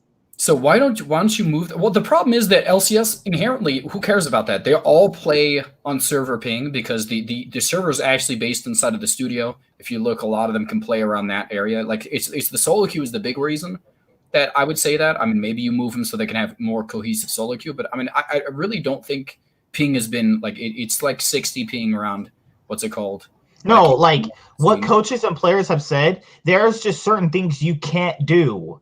And certain combos you cannot practice because of how the ping is here. Like that also is going to be a hindrance on like how to maximize the champion's capabilities. Like last year, one of the biggest excuses. I think it's a possibility, but I don't think that's a big reason as to why NA struggles. Moving them to Chicago, possibly they would want to I'm not saying move it. I'm saying fix it to the point where the game feels a lot more smoother between both sides of the country. What would your How would I do? I don't know. I'm a game developer. They can't do that. Like the servers inherently just that's how they work. You cannot have if they have two servers and they split into two populations, which is already again a big problem with the server. The NA player base is so small. You can't do that. So it has to be on the middle of it has to be in the Midwest. If it's in the Midwest, both the East and the West coast of the NA are working pretty decently. A good solution would be moving the NA studio over to Chicago and letting them play over there, but I don't want that. I mean, I would prefer if that didn't happen. I like being able to go to the LCS every year. I mean, all around. I mean, there are solutions to this. I feel like a lot of people don't want to see the LCS move to Chicago, mostly in like me. I mean, I wouldn't want that. I wouldn't want that either, but it's things just definitely need to be fixed. Like I don't know. Or if you want to take it from a light perspective. Yeah, a lot of people, aside from the ping, a lot of people complain about the academy system. Like the academy system is one of the best developed one of the best developed in all the regions. The reason that it's not as developed as EUs is because we don't have the player base for that. It's not anything besides the fact that we don't have enough quality players to be able to more in depth. Like the amount of teams we don't even have good enough quality players to fill the teams we have in the academy scene. Do you think we're going to have enough to make a whole? You're telling me there's no good quality amateur college player right now? No, I don't. In the whole United States of America that are playing league. All of the top players in solo queue are picked up on teams right now, or they said they didn't want to play. Do you think NA org would move their base to Chicago and then fly to play the LCS? I think they'd all hate that. I mean, that's too much money. That would actually break your bank. It wouldn't break their bank. I mean, they're saying fly him as a team. I think a lot of teams Like, I mean, it depends. I mean, I don't know how they would feel about that. Would they want to do that? Do you think like the play? No, Overwatch teams said that's terrible. Overwatch teams had to do that. They actually said it's terrible. It's actually terrible. I mean, look at the regular sports fly all over the country throughout the entirety of the year. It's just a little bit more. I mean, like, I don't know. Okay, so if you're Riot, you're factoring in how much money is that going to make them? Riot's thinking about money. How much money will that make them? Anything on this? Riot doesn't spend money on this. It's all or like viewer base, or like how would the viewers, how many viewers would you get, different time zones? It's a bunch of different things. But no. What he's talking about is having their home bases stationed in Chicago and then flying over the LCS to play their games, so they can play on low ping and solo queue, but they still play in the taxing. That's like taxing on the players though, traveling consistently every week to play. And one thing I do want to say, these players complain enough. These players complain enough about scrimming against academy players. You want them to travel consistently every week? I haven't heard any complaints besides people saying there's complaints. I've never heard one person actually say about it. But one thing I do want to say is that every single sport on the planet flies all over the country throughout the entirety of the year. You think they can't do it once a week? I mean, I think that's a possibility for them. But I mean, it all comes down to whether or not like it seems profitable for the organizations to do it. And honestly, like at the end of the day, I don't even think the ping is that big of an issue. I don't think ping is what's keeping us. I think it's the academy system. If you want to take away from ping, which I think is a big issue, I'd say it's the academy issue. Here's the thing. There's no way no one's going to convince me on this entire planet that in this right now, whole entire country, we don't have good up-and-coming rookies that people are just not looking at or they're not willing to take a chance on.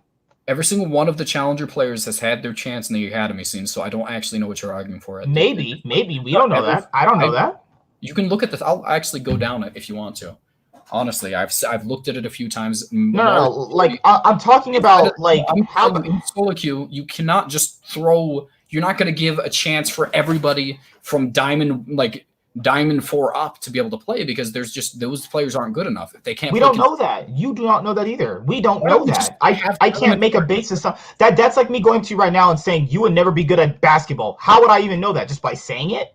How about I'm not 6'2". But that's the inherent problem though. We don't know that. We don't know someone's skilling. I don't know someone's skill ceiling until you actually put them in a certain situations. Like we don't even have if we don't have the player base, right? No, but you're saying we don't have the player base, right? Don't have the player base. You might have to go to those diamond players. You might have to dig down. If you really don't have it, what else do you have to lose at that point? So the reason that I think look at it like this: the LCS, the solo queue scene is a way to distinguish all of these qualities that you have on side of like in league and all these things. You're not going to go. You could grab a silver player. I mean, at what point do you say we stop? Wait, because there's challenger, grandmaster. And what's the next one? Masters, then Diamond, then all right. Platinum. So no one. Diamond was it like Diamond 5 now? Is that the new thing? Diamond 4 is the lowest. Diamond 4 is the lowest. So what's the Diamond 1's the highest? Nobody lower than Diamond 1. Because people keep saying that we don't have enough players. Here's my thing. Go down and look for players. You're gonna have to. If you don't have the player base, you might want to go down and look for them. Even do that. No one does that. Why is that? Why is it only we're not the same though. We're not the same though. We can't have our issues be compared because we don't have the same problem. We don't have the same player base that EU has.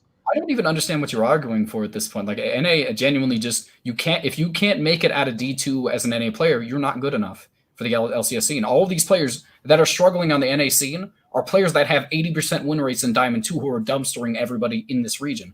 Yet you want to go down and grab people who have 60% win rates in Diamond 2 who play Pike 1 tricks and all these things and expect them to do well in the LCS scene when in reality, these are the best players a lot of the players that we know now were 1 tricks at one point, but they were able to become decent players for LCS they standards. didn't get picked up until they went to Challenger and became big, not 1 tricks. They have to improve them. So the solo queue scene is here to develop you. And that's just how it works. I mean, if you're not good enough to develop your play style out of solo queue, you're not going to be able to get out of the get into the LCS scene. How would you fix it then? I mean, it's just the reality of what it is. I mean, you have to again, grab more challenger players and all this stuff, take chances on people. But at the end of the day, if you're not succeeding in all of these things, that's just because there's not enough players inside of the scene to make a sustainable amount. We're not going to get a full team of NA caliber players that can compete against everybody unless we get lucky, because we don't have that many players. inherently, if you do every 1 in 16 players is good, you're going to have more good players in EU than you're going to have in NA. Also, teams have tried rookie roster for a few splits. They almost double if won 8 of the last 11 splits. People are saying replace this player who's won the league over and over again. There is no fix. I mean, I think the fix comes down to a better development and like how do you develop players better? I think that the problem is that they sent a bunch of this is my first time ever coaching kind of coaches into the academy roster, and they don't develop them or get them ready for the scene. Like the way that like academy rosters should work is the fact that they should be an in-house scrimming for the actual regular team, and if they outperform the regular players, they should get a shot. Like that's how it should work. But I mean, but after that point, there's a wrench right there. If you take out the main star player, he feels like he's been disrespected or blah blah blah. My feelings got hurt. There's going to be disrespect in everything. At the end of the day, you have to do something. You have to, at the very least, take chances and all these things because you can't always take consideration for people's feelings because it's a business. Working and making a good team work is just a solid idea to how these, like, the only way to make anything happen. You're not going to make NA succeed because we're not going to ever, like, ask yourself this. Do you think the MLS has a shot? No, I mean, that's just a fact. Like, it's not, there's just not good enough quality players in the, like, again, some of the MLS go to the other regions, and that's just what, like, some of the best players that, like, of all time have been able to do. Like, no, not from the MLS. We've never had some of the best players. But, like, again, it's just, the reality is we don't have the player base in soccer or the viewer base to be able to make it sustainable to develop it, so no one develops it in the soccer league. And there's large amounts of farm leagues. Soccer is big in every city that I've seen, yet somehow we're not as good because not as many people play soccer in NA. And that's just the reality of how things work. You're not going to ever be as good as the other regions because the player base is inherently smaller. Maybe eventually you can get as good, but NA just doesn't care about league. And they just inherit, like, compared to all the other regions, if you talk to somebody in the streets, no one, like, half of them don't even know what league is. Like, it's not that. I think it's just that Riot does a general bad job at promoting league to the general public. How do you promote the league when they're not going out of their way to see Riot things? Riot's not taking over the scene because no one wants to see the LCS on ESPN. No one watched it when it came on. I mean, it's just, no one in NA cares about LCS. It's not like the type of people who, like, play in EU. It's like kind of almost it's like night day difference. Yeah, well, gaming in their culture is almost the norm now. Gaming in our culture is still kind of like shunned on. Because consoles are a lot more popular than PC in NA. People don't play like League as often as the other, like, regions do. We're never going to get that. The people that are good at these kind of sports are just not, like, NA's all FPS and battle royales. It's why Fortnite and COD are the best NA esports scenes. I mean, we're really good at fighting games too, to be fair. But I mean, we're good at everything that NA actually can be played on the consoles, I guess. I mean, and like NA apparently has a short attention span. Like, you just feel like it. Like, all these long, elongated games just don't succeed as much. No one wants to watch. No one wants to play these games that take 30 minutes at a time if you're not good. Like, if you're not good and neither team is good, it takes 30 minutes to very least get a game through. From North America, like, what are those little things you buy at the Food for Less? What are those mac and cheese little cups? What are they called? Those Easy Macs? People like shit like that. People like shit instantly. That's what, like, people like here. I'm not trying to make you guys experience, different from North America if you've never been here, but that's kind of what the LCS is to me. Like, the LCS is becoming more and more like WWE in some type of way, or like what's the competitive fist fight? Freaking hell! What is that called? Yeah. It's becoming more like entertainment spectacle than actual technical gameplay. Well, I mean, I think the big thing about it is that, I mean, again, people in NA like fresh, new, instant things. I mean, I don't know. It's literally just consoles, dude. No one spends money on PC. Consoles have always been more popular. I don't think it's anything fresh, new, and all this stuff. I mean, Fortnite is still big. Just look at Among Us. Among Us became an instant hit. It's not. It's all about UFC. No, UFC, talking, yeah. UFC, Fist. Yeah, it's Fist. Yes, we're talking about Tekken. I mean, yeah, all these things are able to be played on the console, and that's why they're popular. I mean, it just people don't like PC games as much in NA as they like them in EU. I mean, a lot of I people think I it'll talk. get better. I think it'll get better over time. I think it'll grow. But as of right now, I would not expect the LCS to win a world championship for the next Like, 10 years. why would I care about getting trash talk when in reality they have so much more to work with than us? Like NA just genuinely doesn't have the talent pool the rest of the regions do, and it's not because inherently NA players in general are just bad. It's just because of the fact that we can't have as competitive a solo queue environment because we don't have the large player base. It's not as viewed competitively as it is in the other regions. So like the only people that actually get popular are the people that are willing to invest in something that really doesn't pay off in like social status kind of situations. Like people who don't care about that kind of stuff. Like being good at like NBA 2K is a really big thing around here. Everybody's good at that game. Everybody's good at the FIFA. Everybody's good at like pretty much basketball. Like basketball seems to be the biggest sport now. Like all around, I feel like the reason that we're not going to get as good as them is because NA just doesn't care enough. I mean, and it's not anything to do with NA players as a whole. I mean NA as a whole. I mean, we just like think about it. They have. Why should I care about worlds at all? Like we're going to flame our region because we can't beat top worlds. I hate it. Well, I don't really like to flame. Yeah, I agree with that. I think that NA just gets a Yeah. little. NA just it's not But this is people the like thing. Like, why are people like I don't know. what. It's like expecting what it's like you expect an outcome based off consistent results of said outcome from the past, right? And then when that same thing happens, people are angry, and I don't understand it. If you already predict NA to do bad, NA does bad, I just don't understand why people are mad. Are people mad because the scene is investing this much money and not getting results? I mean, it's gonna take time to get results if we're not really that good. You know, it's gonna take time anyway. Overall, I think one that's thing just I'd how it like to is. say is that Brazil actually somehow continually keeps up a pretty high like level of population compared to what they're really there's a lot of people playing in the scene like regardless of how terrible they've played at every Worlds, and I think that's inherently because like I don't know if Worlds 100% kills it off. I think that just kind of every year we come in expecting so much from a lot of the casual players come in expecting something new, and when it doesn't happen they're moderately disappointed. But I think the players that are committed at this point are going to stay committed. It's not because the NA scene is any decent or not. It's like a lot of the people that are watching NA are just watching the rest of the regions too. And like now, I I told don't. Travis 2 years ago that Worlds could kill the NA scene in the next 5 years just because fans value it way too high, and we aren't going to be able to compete at that level. We will eventually. I mean, I think the way it works is with the amount of money we have, with the amount of revenue we can generate, and all this stuff, we will eventually be able to compete because we will be able to get two moderately decent like really good imports like China did, and maybe be able to put somebody of caliber around them. Like we'll get like a really good support. Like we could get every I once mean, in a I while. think we've done that. I think we've done it before. Like we've done that. It's just like it just still hasn't worked out. Like Team It hasn't Liquid last worked. year. Team Liquid last year we had Impact, Remember who's they got not that Core. good. Remember they got Core JJ JJ was a good pickup.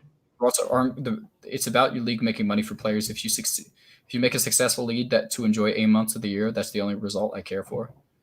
If you make to enjoy 8 months of the year, then I don't know why they took so many tries for me to read. I don't know. I mean, I think you might care, but I do still like to see NA compete on the international level. I don't feel like giving up, regardless of whether or not we might be able to do it, because upsets do at the end of the day they do happen. Core JJ he's talking about. I was talking about Impact specifically. He said two. Oh no! I was Well, talking you about. said you said that we should get a great player and build around him. They did last year with Core JJ I said two Jensen. imports. I said two imports that are quality players and be able to build a team around them. They had Imports. Xmity, who's average. They had Jensen, who's a pretty decent player. I mean, they had Doublelift, who was really, I mean, moderately decent that year. They had a lot of average players around a good, solid 2 to 3 players. Like, that's not good enough to compete on the international level. And it all comes down to the fact that they can't shot call either. Core JJ is the best player in NA. He still is. I still think that's the case. But that wasn't a good enough team. At last year's NA just still wasn't good enough. I think that Impact was just playing better than he did the previous year. We've never really been good enough. Like NA's only really done well when it's like luck based. It is. I mean, luck based is the kind of the more exciting thing. Is like when we look at the Miracle on Ice against America versus Russia. That was exciting to watch. We're not always going to be good, but I think that the most exciting part is the times where we overperform and the other team underperforms. It's exciting to watch things happen where we kind of pull it out and like we're able to make something happen, and make a run happen. Like, and these are inevitable things that are gonna happen eventually. Like no matter what happens, like teams are gonna be able to compete on the international stage eventually because things just kind of transition in a weird way. Like maybe the meta, no one's really mastered the meta, and we're all at the equal staging on that. Like, right, buddy. Now before we get to Worlds, it's back right now because we have day 4 coming up, and we should do predictions for day 4. Let's go to day 4 predictions because we've only recapped day 1 through 3. It's only been 3 days of Worlds so far, which is crazy. How the tournament like just started and it's almost a group stage. Wait, is there how many days is the main group stage event? Isn't it like it's supposed to be group? Every team plays 6 times. We're all like 8 days, right? 8 days for the main stage event. C and what's it called? Playing 2 more days. Yeah, I mean, playing games for today. I think that we finish everybody to the 3rd game, and then we're transitioning into week 2. Yeah, you're right. It ends on the main stage event ends on October 11th. Oh, they're just shotgunning all the days. Ooh, I love it. I love League like this. I can stay up tonight. And watch the games. All right, so for day 4 predictions, we got NA versus EU, G2 Esports versus Team Liquid. G2 Esports are winning next game. I don't really have any positives to say. Like Team Liquid, like what really can they do against nothing. G2? That's why the second game is probably more interesting. Suning versus Machi. I think Suning. Suning should win this. Suning should 100% win that. I mean, the good thing about this is that with how centralized around ganks, I mean, Dragon's SOFM is, I think that they will have the ability to get a lead in the early game with what's his name, Gemini being able to kind of make stuff happen around the map. But I mean, again, it doesn't really matter. Is it going to amount to anything? Like, I don't think that I see NA being able to, I mean, not NA, Machi being able to really close out on the lead because there's just such a skill discrepancy between them. G2, I mean, anything could happen. I mean, realistically, there's not really anything you can say as like an insightful thing. I mean, they can play around Jensen. They can give Jensen Syndra and all that stuff. Yeah, the game has to have, because we've seen that Jankos is not playing to the standard that really dumpsters Brox. You know what? But Brox is going to punish that. No, it's not about punishing it. It's that he's not getting punished. That's the only thing that matters. You don't think of, like, Jankos runs it down on Graves early on in the game that Broxa can punish him effectively? No, because then Jankos isn't. I mean, Brox isn't playing Graves. If he's not playing Graves, he's not a player.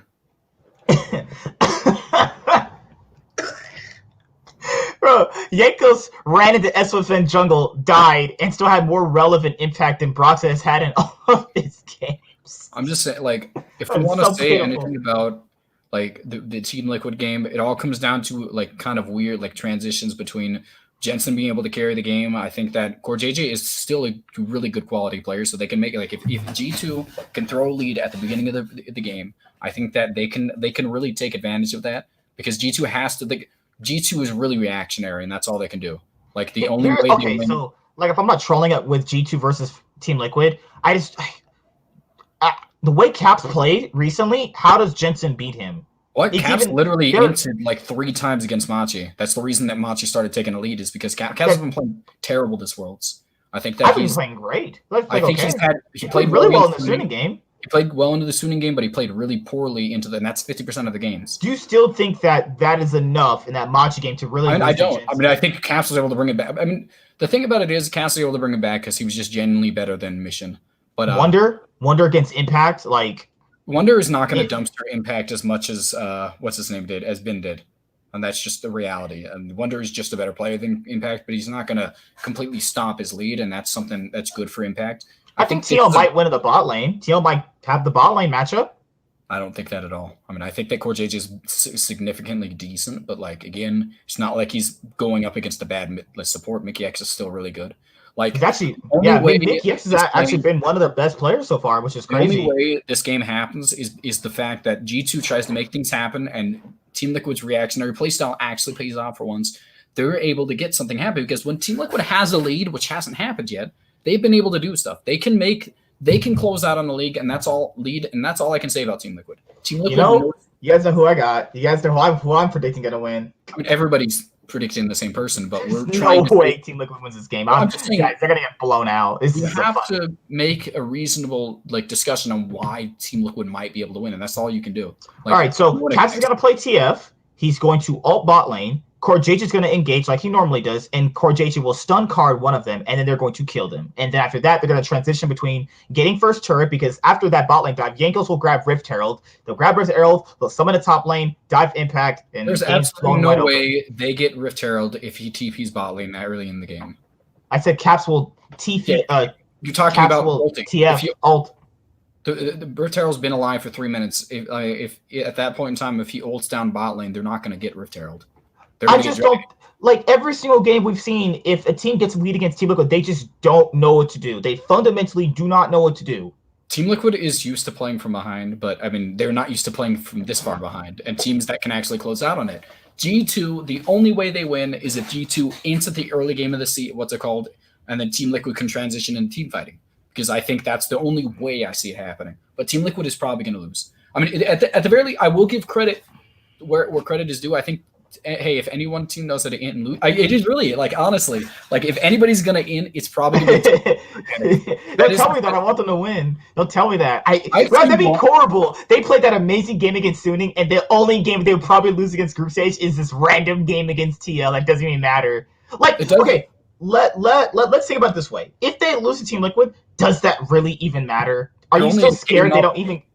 They're only a game up on two teams. Like, if they lose a game against Team Liquid and Team Liquid beats them again and beats Machi next time, they're out of the tournament. Because at that point in time, Suning has made it out. I don't expect them, because they have the head-to-head against them. They have more games, wins against, like, they have the head-to-head, and they are up. Let me see. No, Team Liquid still doesn't make it out, do they? If Team Liquid don't at least beat G2 or Machi, they won't have a chance for a tiebreaker, because they'll have lost to both teams. If teams. Team Liquid beats G2 right now, and then they beat G2 next week, that would put them at 2 wins, and they still have to beat Machi. And they wouldn't have to play G2 for a tiebreaker. They wouldn't. Yeah. They wouldn't, because they'd be If they beat G2 right now and beat them in the next up-and-coming day, they won't have to get a tiebreaker with G2, which is good, because they won't have to face G2 again. But I just don't see Team Liquid winning this game, though. Like, this, I think they're starting 0-3. I agree with that. But again, think about it like this. If Team Liquid wins right now, these are the ramifications. If Team Liquid wins right now, they beat Machi the next time, because that doesn't seem unbelievable.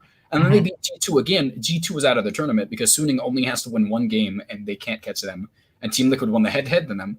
So Team Liquid, G2 is out of the tournament at that point. Don't tell me that. There are That's possibilities. Scary. I mean, I would love to see that happen, just because, like, the fact, I would like to see Impact go against the likes of Zoom. I just like to see how that meshes up. Yeah, I would like to see him lose in 5 minutes. Yeah, I just want everybody to know how, like if we're gonna see them get dumpstered, I want them to see a dumpstering, like, of a very drastic effects. You mean like when FlyQuest played against Top and they lost in like 5 minutes? Yeah, that's what happened, because that was horrible to watch. All these bad players to be exposed in a very drastic way, so we can stop having them on teams. It's not going to matter if they're exposed anyway. Even when they go back to the LCS next year in spring in 2021, Impact did not look that good. They're not going to change him out. They're not going to change him out. I would rather, at this point, you know, they're not going to change him out. Even if he plays.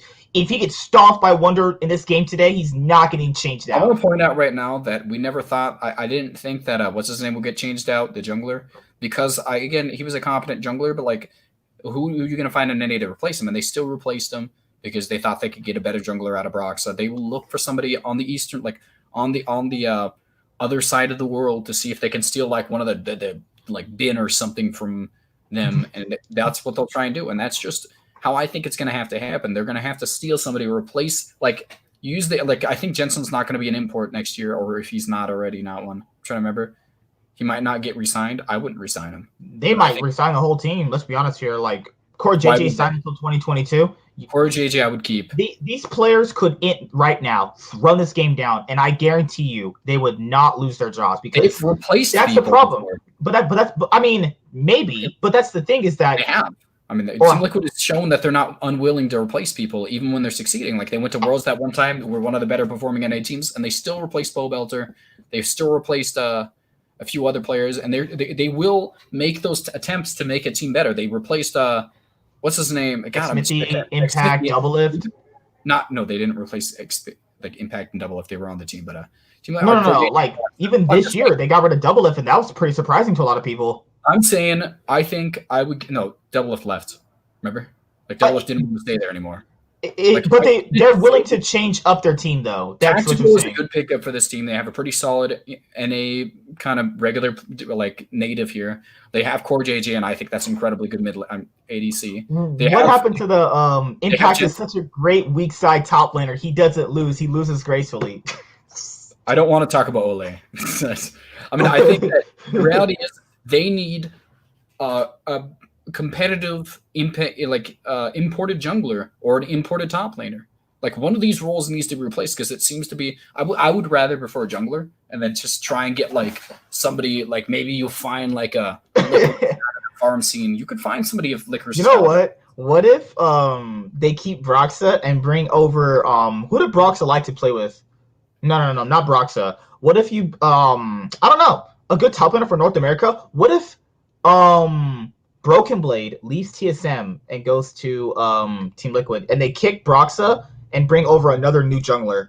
There we go. Just get Dardoch in there. Let's just make it the complete. All right, yeah. Complete most inconsistent team on the planet. I like that. No, imagine that. They take Dardoch back and they get Broken Blade by kicking Broxa, so you have an import slot open. I'm just saying. It can happen. I think they should kick Broxa. I already agree with that. I think that you maybe get an NA jungler. No, NA junglers can't compete. I don't know. Dardoch's highs are high, but his lows are horrible. You can't compete with anybody like on the international scene if you don't have somebody with. I know, but he gets so mad here. Imagine him on the world stage getting mad that he's not winning. Like who says he gets? I've never seen him mad. Even if he like his mental, like he could win. He easily wins here early game, but he's not going to win early game against these better players. I disagree. I mean, I think we can see a lot of like the early game is a very volatile thing that relies because there's so little like actual outplay potential in the early game that I think that I could easily see him making an impact in the early. Well, whether or not he's going to int is irrelevant because he's going to int in the mid game. That's just how Dardoch works. But I think that it's better than having somebody like the likes of Spica who's just supportive and does nothing, or Broxa who doesn't exist anymore. All right. That's it for Group A, right? Okay, so Dragon X versus FlyQuest. Goodbye, FlyQuest. All right, Top Esports versus Unicorns of Love. Oh my god, these games are blowouts. Oh my. Goodbye, Unicorns of Love. You're getting your asshole ripped open. All right, so this is the interesting part of tonight's matchups is Fnatic versus Gen G. Fnatic, I mean, Gen G showed that they're not competent and like they make a lot of mistakes in the early game. I could easily see them blow. Like again, against LGD, they did look really weak, and they were able to win based off of mistakes off of LGD in comparison of taking advantage of things. Like I think that I could see Fnatic being able to pull out a win here. I don't expect it. I still think Dragon X is probably going to win this entire region. I mean, this entire group by a pretty handily. But again, it's possible. It's more likely, in my opinion, than Team Liquid versus G2. You know what's kind of funny? After Team Liquid faced G2 today, they play them again tomorrow. Tomorrow? No. No. They would play. They play them on the next set of games anyway on Thursday. Thursday, okay. Yeah, because that's when you get to see who leaves out of Group A. Because after today's games, you have just that group specifically playing each other. G2 suiting Dragon X, Top, Gen G, TSM, the blind hope picks. Oh, you're hoping for this. I'm hoping Team Liquid wins just because that would just be hilarious to me. But I expect G2. I think G2's playstyle is too strong. I think that Dragon X is probably not going to struggle against FlyQuest. I don't imagine a world where that happens, nor do I see Unicorns of Love pulling one off of Top Esports. Gen G is one of the more if there's a team Fnatic could beat, I think Fnatic could beat Gen G. Now, do I think it's going to happen? No. But hey, the most competitive game today is going to be TSM versus LGD, in my opinion. I think this is probably... Yeah, I mean, I think it is. I think it's a competitive team because LGD is inconsistent. Do you think that's less the TSM blind? I don't think they can be. I think Fnatic and Gen G will be more competitive in this game. I honestly disagree with that. I mean, I think that TSM was able to generate leads. They just can't do anything. And honestly, no, they didn't generate leads. They just didn't lose as hard as I expected in the early game a few times.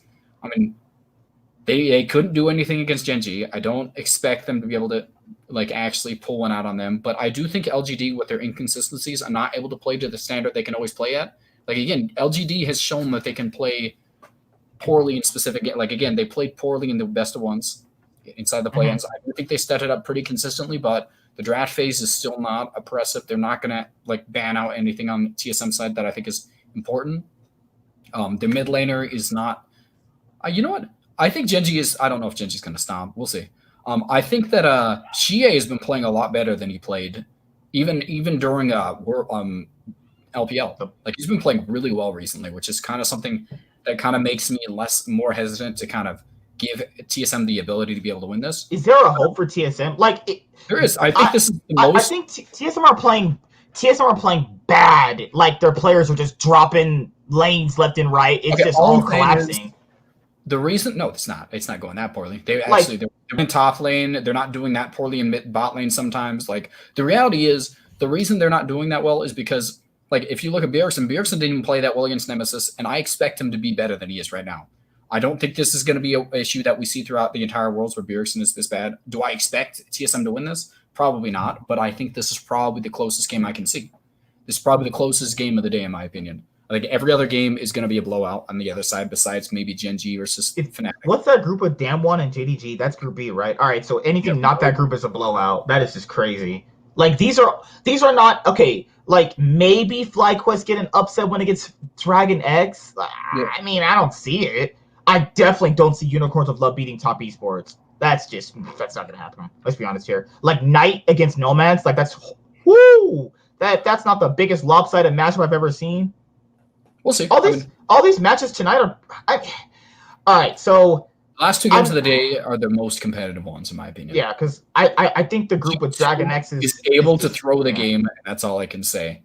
That's all I can say. That's really all I can hope for at that point. Because logically, I think the most likely situation is G2 suiting Dragon X top, Genji, and LGD. Here's my thing. Do you think that TL can come back from being like 0-3? Of all the NA teams, I think they have the strongest mental, and I'll say that 100% because I've seen a lot of their teams players able to do that. Do you think TSM will come back from a 0-3 start? I don't think they can. No, I don't think TSM has the capabilities to do that. No, I think that the thing I will give credit to Team Liquid is that their adaptability is moderately decent in the drafting phases later on down the line. I will say that they end up. The problem is, what are you laughing about? Okay, here's a fun prediction for Top versus UL. How many kills will be in that game at the 20-minute mark? I'm thinking 30. Nomads will probably die about 5 times solo. I'm going to tell you right now, Unicorns of Love most likely will have the gold lead in the first 5 minutes because they are going to make hyper-aggressive plays in the early game. But they're going to lose that gold lead in about 3 seconds after they get solo killed in lane 3 times. Their laners die so much in lane. The most entertaining game of the entire day. I promise you. Like this is going to be a really fun game to watch. But Knight is going to run. This is going to be such a bad game. It's going to be a cloud fiesta. If FlyQuest lost in 5 minutes, how fast will UOL lose? 3 minutes drafting phase? Like, I just don't see them winning at all. I think that the last 2 games are going to be the most exciting. I think that the first game is going to be exciting for me because I want to see. I'm really excited to see what kind of picks Team Liquid's going to try and pull out. This is going to be a must-win for them. I want to see what they pull out for this week. I want to see what kind of picks they try and make happen. It's going to be so good. It's bad. Well, you know what? There's going to be so many fights that you know you're going to be excited. That's just the reality. It's not going to be.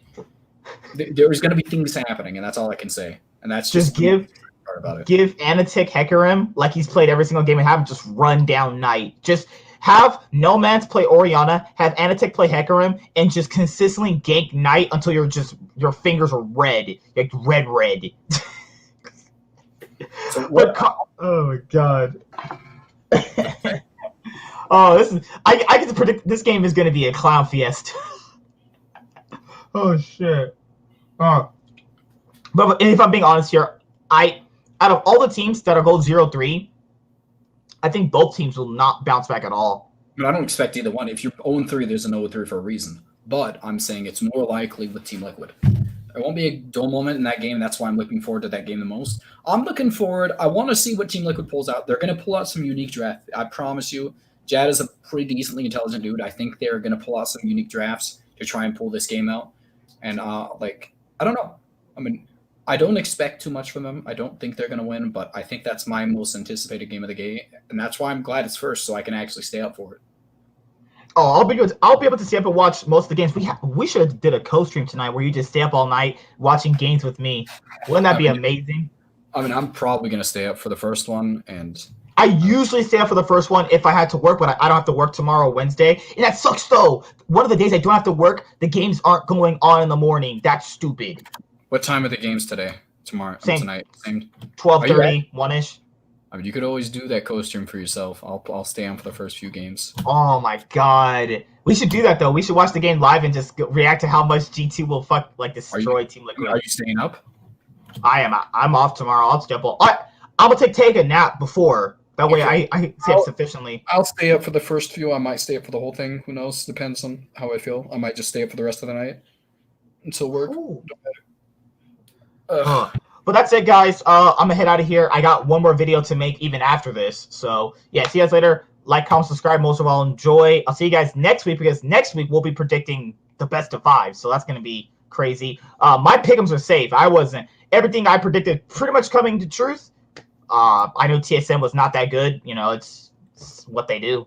They overperform here and then look bad internationally. I mean, what else is there? G2, I hope they can beat Suning the same. I mean, if that game was already close up against Suning, the next game might not be so close. Suning might just win. You never know. You never know.